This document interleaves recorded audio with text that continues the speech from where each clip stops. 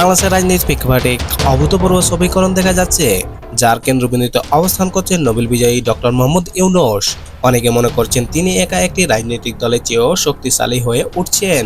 তার অবস্থান রাজনৈতিক নয়, কিন্তু প্রভাব রাজনীতির কেন্দ্র পর্যন্ত বিস্তৃত। ডক্টর মোহাম্মদ ইউনূস নিজেকে কখনো রাজনীতিক হিসেবে প্রতিষ্ঠিত করতে চাননি।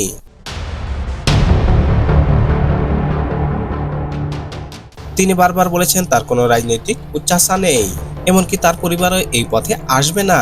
কিন্তু তার কর্মকাণ্ড, সামাজিক অবস্থান ও আন্তর্জাতিক গ্রহণযোগ্যতা এমন এক উচ্চ পর্যায়ে পৌঁছেছে যা কোনো রাজনীতিবিদের পক্ষে সম্ভব নয়।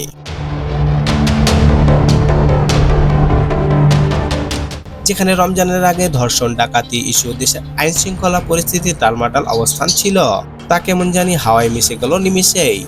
রমজানে নিত্য প্রয়োজনীয় দ্রব্যমূল্যের দাম মানুষের প্রত্যাশার চেয়েও কম ছিল। ছিল না জীবন অতিষ্ঠ করা অতিমাত্রা, লোডশেডিং, শান্তিপূর্ণ ঈদ যাত্রা, ঈদগাহ প্রধান উপদেষ্টা প্রতি মুসল্লিদের উচ্ছ্বাস, সফল চীন সফর, আর সর্বশেষ ব্যাংককে মোদির সাথে বৈঠক। পেছনে এক মাস মনে হচ্ছে শুধু ইউনূসময়।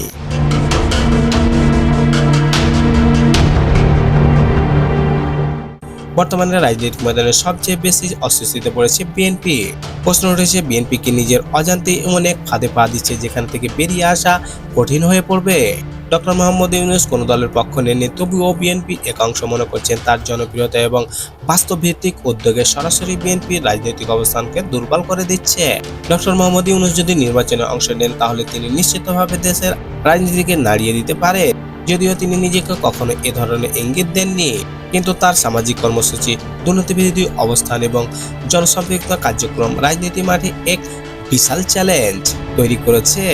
বিশ্লেষকরা বলছেন, ডক্টর মোহাম্মদ ইউনূস যে ধরনের কাজ করছেন, বিমান ভাড়া হ্রাস, নিত্যপণ্যের দাম নিয়ন্ত্রণ, পাচারকৃত অর্থ ফেরত উদ্যোগ, সিন্ডিকেটের বিরুদ্ধে অবস্থান, অপরাধ অনিয়ম বিরুদ্ধে জিরো টলারেন্স, এই ছবি সাধারণ মানুষের প্রত্যাশার জায়গা থেকে উঠে এসেছে, যা এখন পর্যন্ত কোনো সরকার কার্যকরভাবে বাস্তবায়ন করতে পারেনি।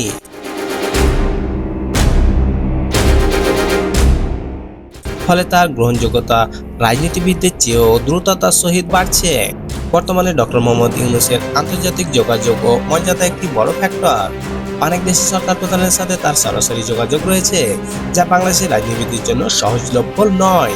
এই কারণে তার বিপক্ষে অবস্থান নেওয়াও অনেক সময় কূটনৈতিকভাবে বিব্রতকর হয়ে উঠেছে।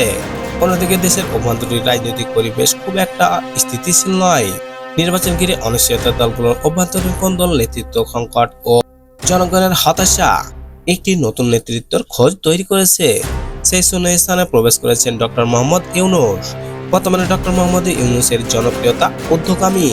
কেউ কেউ বলছেন বিএনপি এখন একই দুশ্চিন্তা করেছে যেমন একটা সময় ছিল শেখ হাসিনার সরকার। ডক্টর মোহাম্মদ ইউনূসকে না পারছেন পাশে নিতে, না পারছেন সরিয়ে দিতে।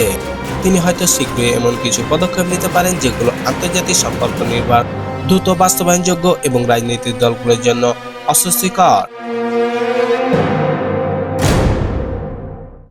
অনেকে বলছে টি-20 ম্যাচের মতো চমকপ্রদ পদক্ষেপ নিচ্ছে ডক্টর মোহাম্মদ ইউনূস। অল্প সময়ে বড় প্রভাব। বর্তমান সময়ে বাংলাদেশের মানুষ এমন একজন নেতার সন্ধান আছে, যিনি ক্ষমতার মহিন, সৎ, আন্তর্জাতিকভাবে গ্রহণযোগ্য এবং দেশপ্রেমিক। ডক্টর ইউনূস সেই প্রতিচ্ছবি হয়ে উঠেছে।